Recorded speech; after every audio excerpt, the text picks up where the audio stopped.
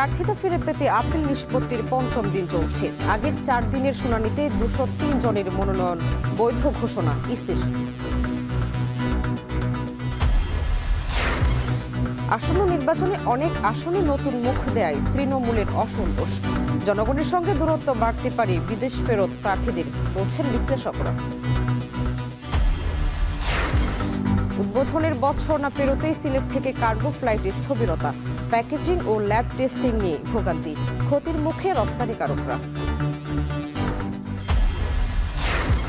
এবং চাঁদপুরে মহাসড়কের 2 পাশে অবৈধ বালুর ব্যবসা, নিষ্ক্রিয় প্রশাসন, ভোগান্তি বাড়ছে জনসাধারণের।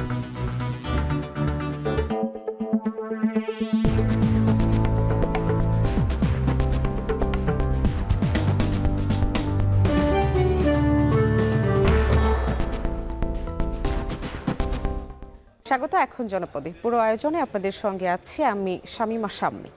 জাতীয় নির্বাচনে প্রার্থিতা ফিরে পেতে ইসিতে পঞ্চম দিনের মতো আপিল শুনানি চলছে। আজ 281 থেকে 380 নম্বর আপিলের শুনানি হচ্ছে।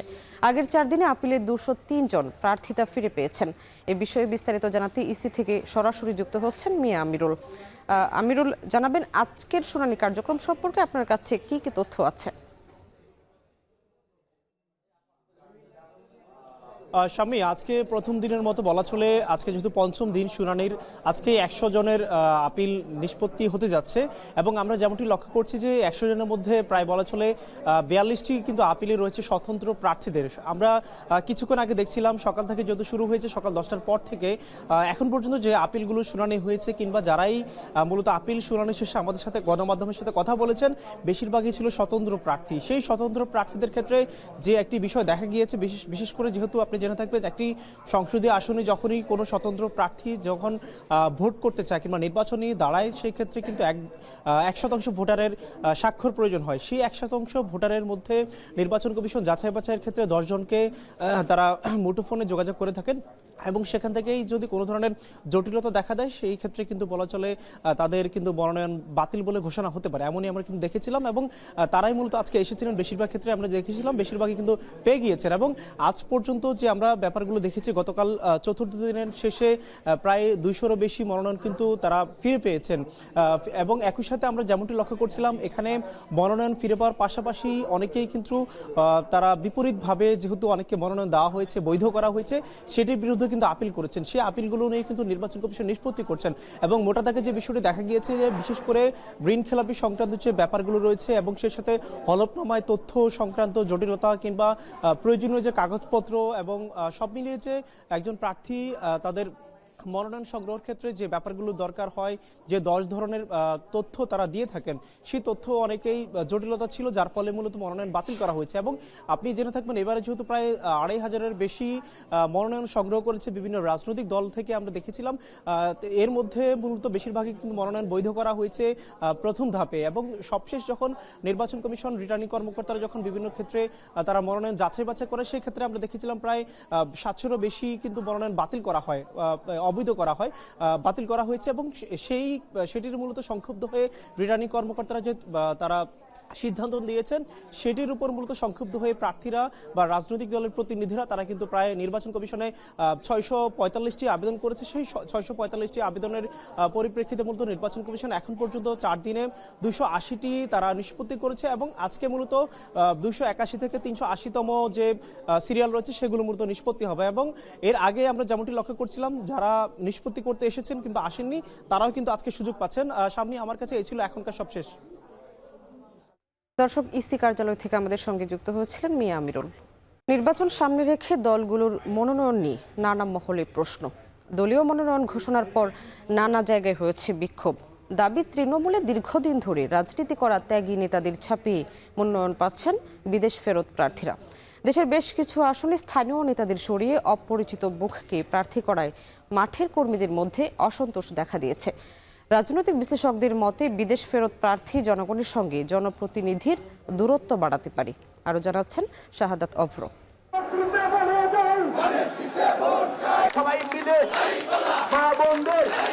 রাজনৈতিক দলের নেতারা মনোনয়ন দৌড়ে এগিয়ে থাকবেন, এটাই স্বাভাবিক। যদিও ত্রয়োদশ জাতীয় সংসদ নির্বাচনের ক্ষেত্রে ঘটেছে উল্টো।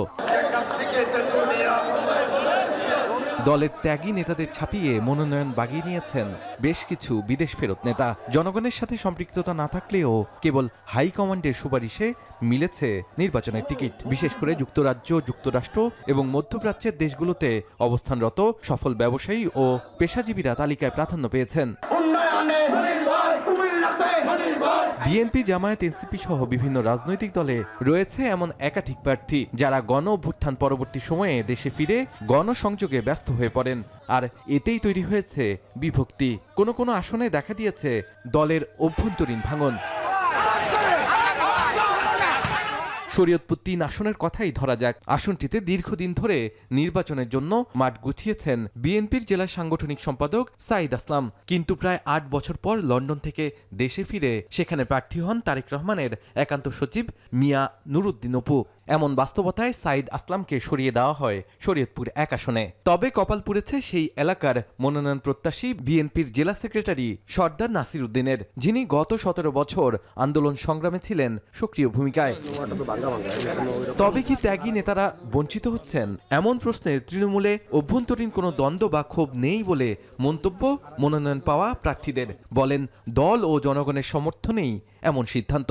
একটা দলে বিএনপির মতন দল, এখানে আমাদের একটা কনস্টিটিউশনে মিনিমাম 10 জন 15 জন এমপি ইলেকশন করার মতো যোগ্যতা আছে। আপনি কি সবাইকে দিতে পারবেন? সবাই কি তার মানে বাকিরা কি দল ছেড়ে চলে গেছে? না, আপনি দেখেন কোনো জায়গায় বিদ্রোহ হয়নি, সব জায়গায় এখন আমাদের ঘোষিত প্রার্থীর পক্ষে কাজ করছে। কেবল বিএনপি নয়, জামায়াতের ক্ষেত্রেও একই ঘটনা। বগুড়া ৪ আসনে মনোনয়ন প্রত্যাশী জেলা সভাপতি কিংবা সেক্রেটারি নির্বাচনের টিকিট না পেলেও সবুজ সংকেত পেয়েছেন মোস্তফা ফয়সাল পারভেজ, যিনি দীর্ঘ সময় ছিলেন তুরস্কে। অপরিচিত মুখ হওয়ায় এতে স্থানীয়রা পড়েছে দ্বিধাদ্বন্দ্বে।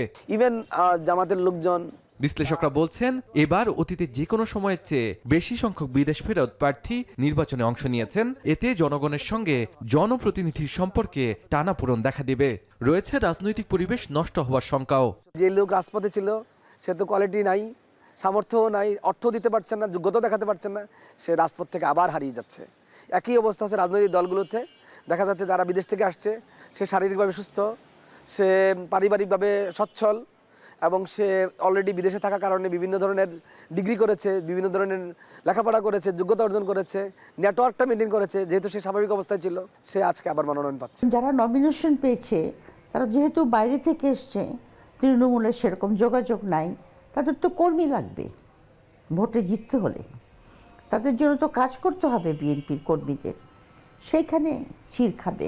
আমার মনে হয় ভোটের রাজনীতিতে বিএনপি ক্ষতিগ্রস্ত হতে পারে। বিশ্লেষকদের মতে জামায়াত দলের অভ্যন্তরীণ দ্বন্দ্ব কাটিয়ে উঠতে পারলেও ক্ষতির মুখে পড়বে বিএনপি। তাই গেল ১৭ বছরের মাঠের কর্মীদের প্রাধান্য দেওয়া প্রয়োজন বলে মনে করছেন তারা। যে কোনো পার্টি, বিশেষ করে বিএনপি ক্ষতিগ্রস্ত হবে বেশি, কারণ জামাতের পার্টি হলো খুব শৃঙ্খলা আছে। তাদের মধ্যে কাউকে বাদ দিলেও পার্টির মধ্যে কোনো রকম সেরকম বিশৃঙ্খলা বা পার্টিকে চ্যালেঞ্জ করা এই জিনিস কিছু হবে না। যদি আপনার রাজনৈতিক দলকে সঠিক পথে চালাতে চান তাহলে আপনার ডেডিকেটেড কর্মীদেরকে প্রাধান্য দিতে হবে। আপনার ডেডিকেটেড কর্মীদের প্রাধান্য দিলে দলটা সঠিক পথে চলবে। আর আপনি যদি হাইব্রিড লোকজনের প্রাধান্য দেন, তারা দলটাকে ব্যবহার করবে। সফল ব্যবসায়ী কিংবা পেশাজীবীদের মাঠের রাজনীতিতে সফল হওয়া বেশ কঠিন বলে মত রাষ্ট্রচিন্তকদের। তাই বিগত সময়ের কথা মাথায় রেখে রাজনৈতিক পথ ঠিক করাই দলের শীর্ষ নেতাদের বিচক্ষণ কাজ, এমনটাই মত বিশ্লেষকদের। অন্যদিকে রাজনীতির পথে হাঁটতে বিদেশ থেকে ফিরে এনসিপিতে যোগ দেন তাসলিম জারা। পরে স্বতন্ত্র প্রার্থী হিসেবে নির্বাচনে নমিনেশন নেন। এমন বিদেশ ফেরত স্বতন্ত্র প্রার্থীও দেখা যাবে আগামীর ফেব্রুয়ারি নির্বাচনে। শাহাদাত অবশ্র, এখন, ঢাকা।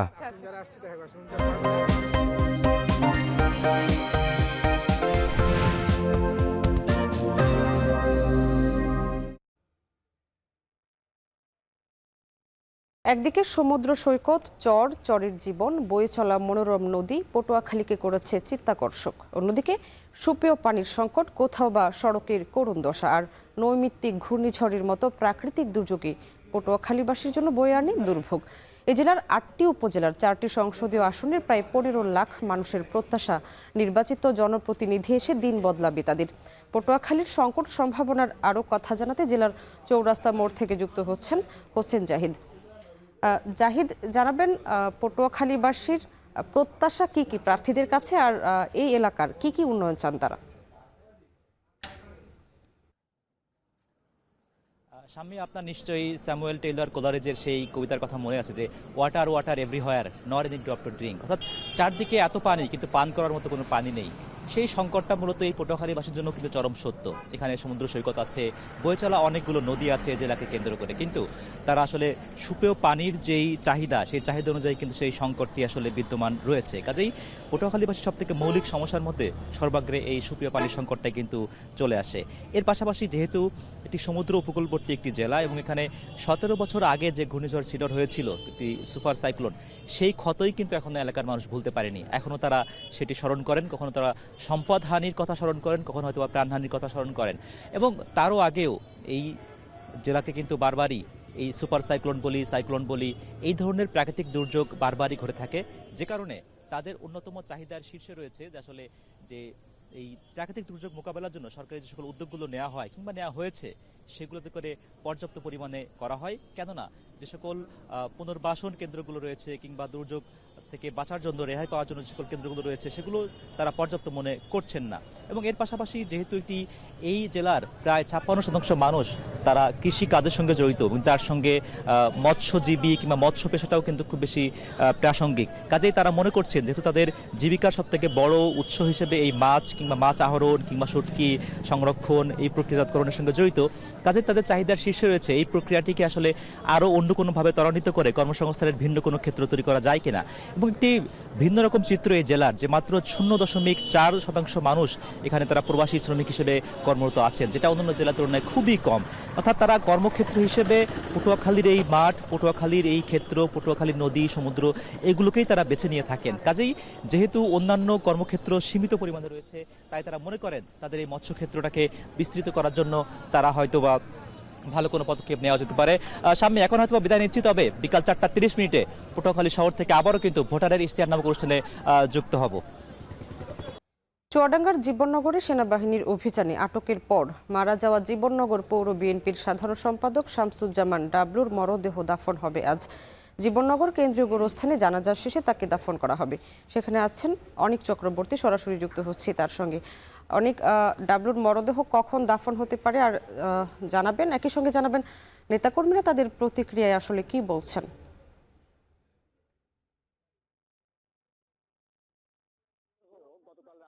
আসলে বাড়িতে নিয়ে আসা হয়েছে এবং ময়নাতদন্ত শেষে বাড়িতে আসার পর আজ কিন্তু আসলে জানাজা হচ্ছে জীবননগর কেন্দ্রীয় যে জামে মসজিদ আছে সেখানে তার আসলে জানাজা হচ্ছে। জানাজায় আসলে শত শত মানুষ অংশগ্রহণ করেছে জীবননগরে এবং এই জানাজায়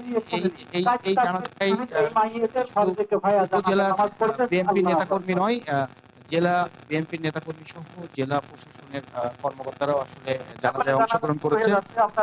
এর আগে গতকাল রাতেই ডাবলুর মরদেহ তার জীবননগর নিজ বাসায় আসার পর আসলে একটা আবেগঘন পরিবেশ সৃষ্টি হয়। একটা বিষয় জানিয়ে রাখি যে ডাবলুর জানাজা আজকে হলেও ডাবলুর মরদেহ কিন্তু আজকে দাফন হচ্ছে না, যেহেতু ডাবলুর বাবা, মা এবং ভাই দেশের বাইরে রয়েছে এবং তারা আগামীকাল চুয়াডাঙ্গায় পৌঁছাবে এবং আগামীকাল ডাবলুর মরদেহ আসলে আরেক দফা জানাজা শেষে দাফন করা হবে। এর আগে গতকাল কিন্তু ডাবলুর মরদেহ জীবননগর স্বাস্থ্য কমপ্লেক্সে থাকা অবস্থায় জীবননগরের স্বাস্থ্য কমপ্লেক্সের সামনে নেতাকর্মীরা কিন্তু বিক্ষোভ করে এবং তারা বিক্ষোভ দাবি তোলেন ডাবলু যেভাবে নিহত হয়েছে, যে মর্মান্তিক নির্যাতনে নিহত হয়েছে, সেই নির্যাতনে যারা সেনা সদস্যরা অভিযানে ছিল সেই সেনা সদস্যদের শাস্তির দাবি তোলে নেতাকর্মীরা। সবশেষ উদ্বোধনের বছর না পেরোতেই সিলেট থেকে কার্গো ফ্লাইট অনেকটা স্থবির হয়ে পড়েছে। সবশেষ 1 নভেম্বরের পর ছেড়ে যায়নি আর কোনো ফ্লাইট। ফলে বড় ধরনের ক্ষতির মুখে স্থানীয় ব্যবসায়ী ও রপ্তানিকারকরা। তারা বলছেন সিলেট থেকে প্যাকেজিং ও ল্যাব টেস্টিং সুবিধার অভাব থাকায় এমন পরিস্থিতি। গুলজার আহমেদের প্রতিবেদন আর ছবি তুলেছেন অনিল পাল। 2024 সালের 27 এপ্রিল সিলেট ওসমানী আন্তর্জাতিক বিমানবন্দরে ক্যালিস্টিয়ার এভিয়েশনের মাধ্যমে পরিচালিত চার্টার্ড এয়ারবাসের মালবাহী বিমানকে বিশেষ সম্মানসূচক ওয়াটার ক্যানন স্যালুটে বরণ করে নেয় বেসামরিক বিমান চলাচল কর্তৃপক্ষ। সেদিনই 60 টন দেশীয় তৈরি পোশাক নিয়ে স্পেনের উদ্দেশ্যে উড়াল দেয় বিমানটি, যা সিলেটের ব্যবসায়ীদের জন্য ছিল এক স্মরণীয় মুহূর্ত। আর সর্বশেষ ফ্লাইটটি উড্ডয়ন হয় 2024 সালের 1 নভেম্বর। 7 মাসে সিলেট থেকে 41টি ফ্লাইটে 2350 টন গার্মেন্টস পণ্য ইউরোপের দেশ স্পেনে গেলেও এরপর থেকে যায়নি আর কোনো পণ্য। ফলে কার্যত স্থবির হয়ে পড়ে সিলেটের রপ্তানিকারকদের বাণিজ্য সম্ভাবনা। 26 কোটি টাকা ব্যয়ে নির্মিত আধুনিক কার্গো টার্মিনাল কার্যত অচল হয়ে পড়ায় একদিকে যেমন থমকে গেছে সরাসরি রপ্তানির সুযোগ, অন্যদিকে বেড়েছে পরিবহন খরচ, সময় ও ঝুঁকি। প্যাকেজিং ও ল্যাব টেস্টিং সুবিধার অভাবে কার্গো কার্যক্রম স্থগিত থাকায় সিলেটের কৃষিপণ্য, ক্ষুদ্র ও কুটির শিল্প পণ্যের আন্তর্জাতিক বাজারে প্রবেশ অনিশ্চিত হয়ে পড়েছে, যার সরাসরি প্রভাব পড়েছে স্থানীয় অর্থনীতি ও কর্মসংস্থানে। খুব আশাবাদী ছিলাম যে সিলেট থেকে আমরা অনেক কিছু রপ্তানি করতে পারবো, সিলেটের ব্যবসায়ীরা লাভবান হবেন। এই বন্ধের কারণে আমরা এটার আগ্রহ হারিয়ে ফেলছি। এবং একটা জিনিস হলো, আমি বারবার বলতে চাচ্ছি, এইখানে যদি প্যাকেজিং সিস্টেম এবং ল্যাব তৈরি না করা হয়, ব্যবস্থা না থাকে, তাহলে কোনোদিনই একটা টেকসই রপ্তানি সিস্টেম হবে না। কার্গো ফ্লাইটের পাশাপাশি আমাদের যেগুলো ভেজিটেবল যাওয়ার ছিল, এগুলো এখানে পরীক্ষামূলকভাবে চেক করে তারপর যেতে হতো। কিন্তু এখানে একটা ল্যাবরেটরি বসার কথা ছিল এগ্রিকালচারের, সেইটাও কিন্তু হয় নাই। এখন শুনতেছি যে ফ্লাইটগুলোও বন্ধ হয়ে গেছে। রপ্তানিকারকরা বলছেন, সিলেটের সাথে দেশের অন্যান্য অঞ্চলের যোগাযোগ ব্যবস্থার ভালো সুবিধা না থাকায় প্রভাব পড়েছে কার্গোর রপ্তানি পণ্যগুলোতে। এছাড়া সরকারও বড় অঙ্কের রাজস্ব থেকে বঞ্চিত হচ্ছে বলে অভিমত তাদের। গার্মেন্টস তো সিলেট নাই, যেহেতু ঢাকা থেকে বিভিন্ন ডিস্ট্রিক্ট থেকে আসে। আপনারা দেখছেন সিলেট ঢাকা হাইওয়ে 4 লেনে 12 ঘন্টা 14 ঘন্টা 1.5 দিন পর্যন্ত ট্রাকগুলা 30-40টা ট্রাকে নিয়ে আসে কাভার্ড ভ্যানে। তো ওরা আসার ফ্লাইট ডিলে হয়ে যায়, রাস্তায় আসতে ডিলে হচ্ছে। যেভাবে বিমান বা সিভিল এভিয়েশন সরকার যেভাবে রাজস্ব হারাচ্ছে, আমার মনে হচ্ছে যে এতে আমরাও ক্ষতিগ্রস্ত হচ্ছি, পাশাপাশি সরকারও ক্ষতিগ্রস্ত হচ্ছে। সিলেট থেকে কেন কার্গো ফ্লাইট বন্ধ, সে ব্যাপারে বেসামরিক বিমান চলাচল কর্তৃপক্ষের সাথে যোগাযোগ করলেও আনুষ্ঠানিক কোনো বক্তব্য মেলেনি কর্তৃপক্ষের।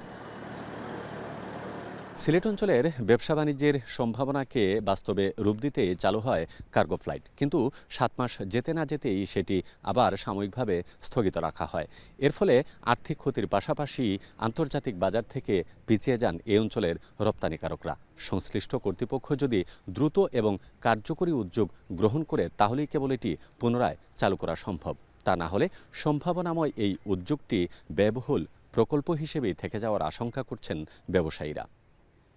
গুলজার আহমেদ, এখন সিলেট। বগুড়ায় 5 দিন ধরে পাম্পগুলিতে এলপি গ্যাসের সরবরাহ বন্ধ রয়েছে। এতে বিড়ম্বনায় পড়েছেন যানবাহনের চালক, মালিক সহ সবাই। এ বিষয়ে আরও জানাতে বগুড়া থেকে যুক্ত হচ্ছেন মাজেদুর রহমান। মাজেদ, জানাবেন পাম্পগুলোতে এখনও গ্যাসের সংকট আছে কিনা, আর পাম্পের মালিকরা আসলে কি বলছেন? হ্যাঁ, সামনে তরলীকৃত পেট্রোলিয়াম গ্যাস এলপিজির সংকট কিন্তু বগুড়া সহ আশপাশের জেলাতে প্রকট আকার ধারণ করেছে। বিশেষ করে গত 5 দিন ধরে এই এলপিজি গ্যাস সেটি কিন্তু পাওয়া যাচ্ছে না বগুড়া সহ আশপাশের জেলাতে।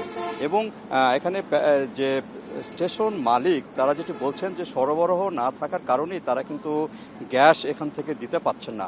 আর যেটি বলছেন পাম্প মালিকরা, সেটি হলো তারা আমদানি হচ্ছে না, এবং যে জায়গাগুলো থেকে সরবরাহ করা হয় পাম্পগুলোতে, স্টেশনগুলোতে, সেই স্টেশনগুলোতে তারা পাচ্ছে না। ফলে গত 5 দিন ধরে এই এলাকায় কিন্তু যে এলপিজি গ্যাসের সরবরাহ সেটি বন্ধ রয়েছে। ফলে এখানকার যে যানবাহন এবং সাধারণ মানুষের যে গাড়ি ব্যবহার করে, সেটি তারা এলপিজিতে চালাতে পারছেন না। বিকল্প যে তেল, পেট্রোল কিংবা অকটেন, এসব দিয়ে কিন্তু তাদেরকে চালাতে হচ্ছে। এবং পাম্প মালিকরা যেটি বলছেন যে হয়তো এই যে এলপিজি যে সংকট, সেটি হয়তো 15 তারিখের পর থেকে হয়তো কমার সম্ভাবনা কিছুটা থাকতে পারে। এবং তারা বলছেন যখনই তাদের সরবরাহটা সঠিক থাকবে, তখনই তারা এই এলপিজি সরবরাহ করতে পারবেন। আর এই যে সরবরাহ না থাকার কারণে এখানে যে বগুড়াতে সবজি প্রধান এলাকা, যারা সবজি এলপিজি গ্যাসে যানবাহন করে নিয়ে যায় তারা বিপাকে পড়েছেন। তাছাড়া যে দীর্ঘদিন যদি এলপিজি গ্যাস না পাওয়া যায় সেক্ষেত্রে কিন্তু বিভিন্ন পণ্যের উপর দামের একটি বিরূপ প্রভাব পড়তে পারে, এরকম কিন্তু আশঙ্কা করছেন এই এলাকা পরিবহন মালিক, শ্রমিক তারা। এবং এই গ্যাসটি এলপিজিতে যত তাড়াতাড়ি সম্ভব এখানে সরবরাহ করা দরকার বলে মনে করছেন। শুধু বগুড়া না, সিরাজগঞ্জ, গাইবান্ধা, উত্তর অঞ্চলে যেগুলো জেলা আছে সবগুলোতে যতটুকু খোঁজ নেওয়া গেছে সেখানে কিন্তু এলপিজি পাওয়া যাচ্ছে না। এবং সামান্য এলপিজি গতকাল যেটি আসছিল সেটি কিন্তু সঙ্গে সঙ্গে শেষ হয়ে গেছে। আর সরবরাহ নাই বলেই কিন্তু পাম্প মালিকরা এই এলপিজি সরবরাহ করতে পারছেন না, এমনটি বলছেন।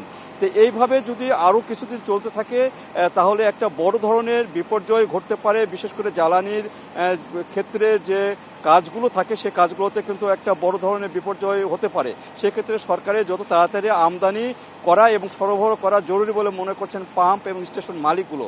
তো এই ছিল সাম্যী আমার কাছে বগুড়া যে এলপিজি সংকট তার সর্বশেষ। দর্শক, বগুড়া থেকে যুক্ত হয়েছিলেন মাজিদুর রহমান।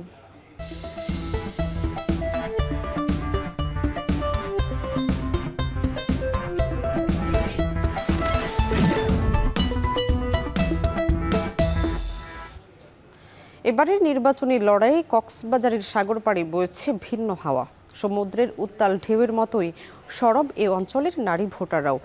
শুটকিপল্লির শ্রমিক থেকে শুরু করে শিক্ষিত তরুণী কিংবা সফল নারী উদ্যোক্তা। কক্সবাজারের আগামীর নেতৃত্বের লড়াই কার জয় হবে তার বড় একটি অংশ এখন নির্ভর করছে নারীদের রায়ের উপর। মাঠ পর্যায়ের রাজনৈতিক সমীকরণ এবং নারী ভোটারদের প্রত্যাশা নিয়ে বিস্তারিত জানাচ্ছেন মনতোষ বেদজ্ঞ, আর ছবি তুলেছেন মোহাম্মদ রাসেল। দিগন্ত বিস্তৃত নীল জলরাশি আর পাহাড়ের মিতালিতে একাকার পর্যটন নগরী কক্সবাজার। নির্বাচন সামনে রেখে সারা দেশের মতো উত্তাপ বইছে এই উপকূলীয়। তবে এবারের সমীকরণটা একটু ভিন্ন। কক্সবাজারের নির্বাচনী মাঠের বড় একটি অংশ জুড়ে আছেন নারী ভোটাররা। পর্যটনের ঝকঝকে আলো থেকে একটু দূরে এই শুটকিপল্লী। এখানকার শত শত নারীর ঘাম ঝরানো শ্রমে সমৃদ্ধ হচ্ছে অর্থনীতি। কিন্তু ভোটাধিকার প্রয়োগের ক্ষেত্রে তাদের ভাবনা কি?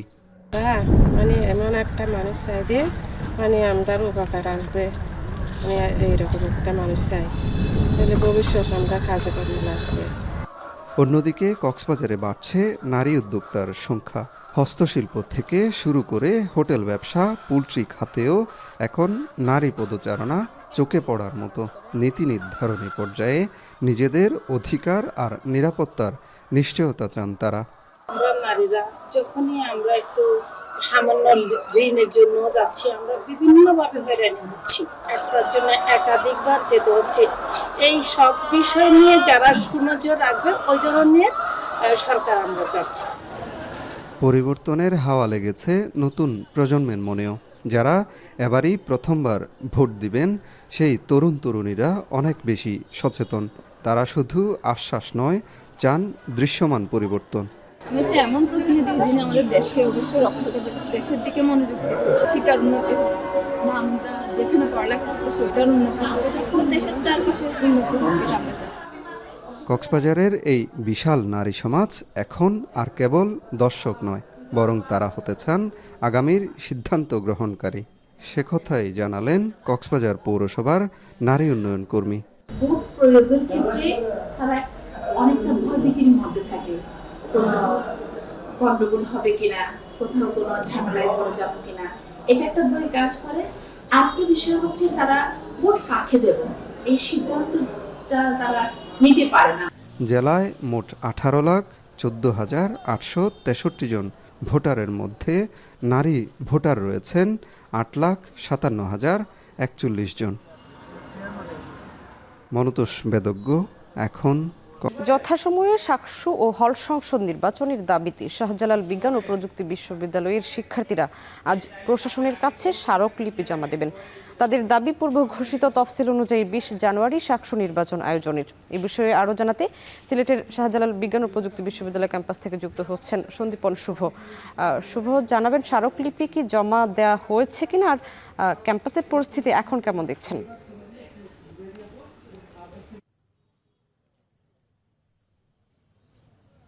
শাম্মী, দেখুন আর মাত্র 5 দিন পরেই কিন্তু শাহজালাল বিজ্ঞান ও প্রযুক্তি বিশ্ববিদ্যালয়ের যে কেন্দ্রীয় ছাত্র সংসদ এবং হল সংসদ নির্বাচন হওয়ার কথা ছিল, এবং সেটি নিয়ে কিন্তু বেশ অনিশ্চয়তার দোলাচল আমরা বলতে পারি। কারণ আপনি জানেন যে গত সোমবার একটি নোটিশ জারি হয় এবং যেখানে ইসি নির্দেশনা দিয়েছেন জাতীয় সংসদ নির্বাচন যেহেতু সামনে রয়েছে, সেই নির্বাচনকে সামনে রেখে আগামী 12 ফেব্রুয়ারি পর্যন্ত সকল সংগঠনের নির্বাচন বন্ধ রাখা বা স্থগিত রাখার জন্য তারা বলছেন।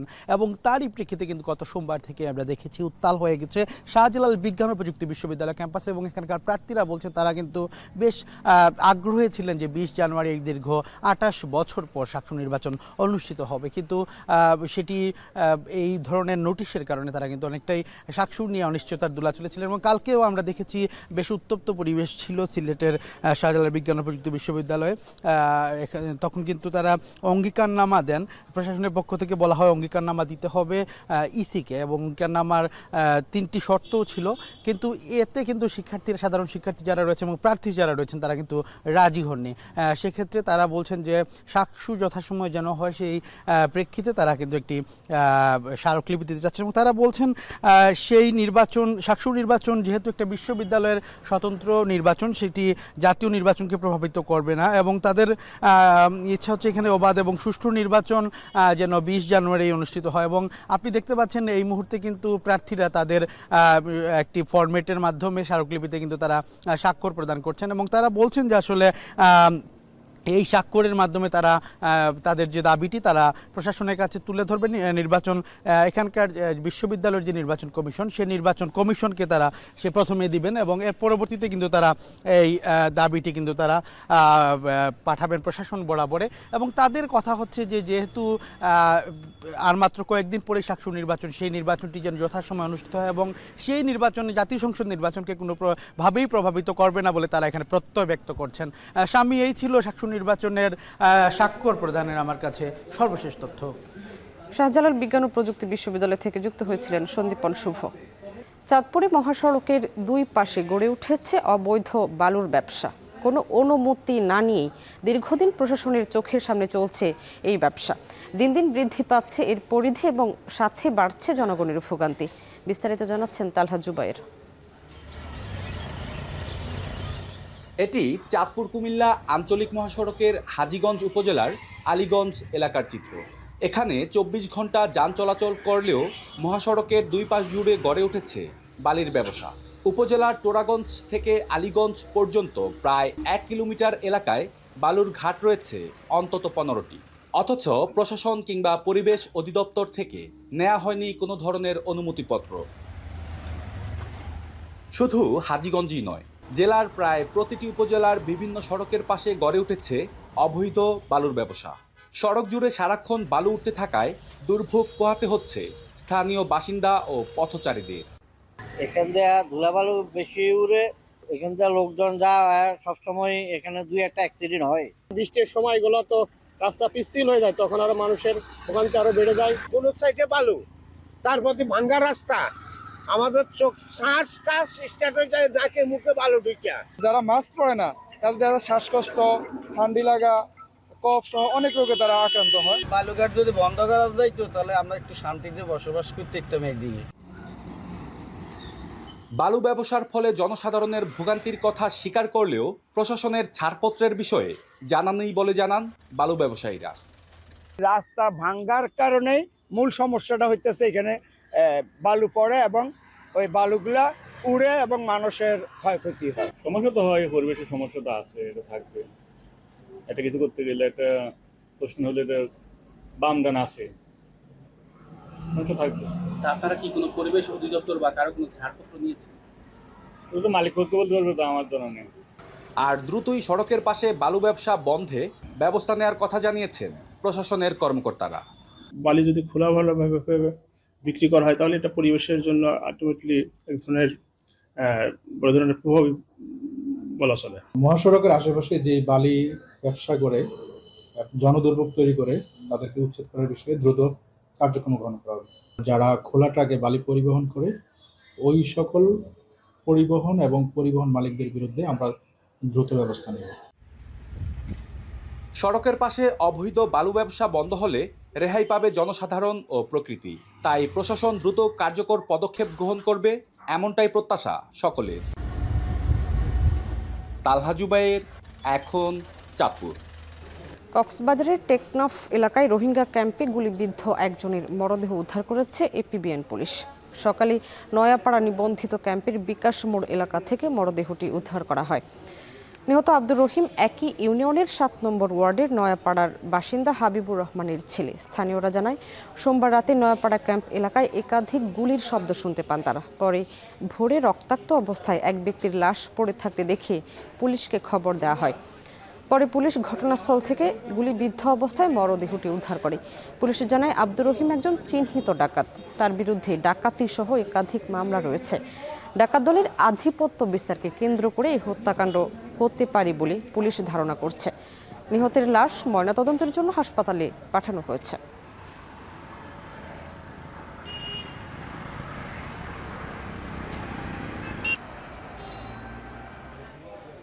শেষ করছে এখন জনপদে, তবে তার আগে শিরোনামগুলো আরও একবার। প্রার্থিতা ফিরে পেতে আপিল নিষ্পত্তির ৫ম দিন চলছে। আগের 4 দিনের শুনানিতে 203 জনের মনোনয়ন বৈধ ঘোষণা ইসির।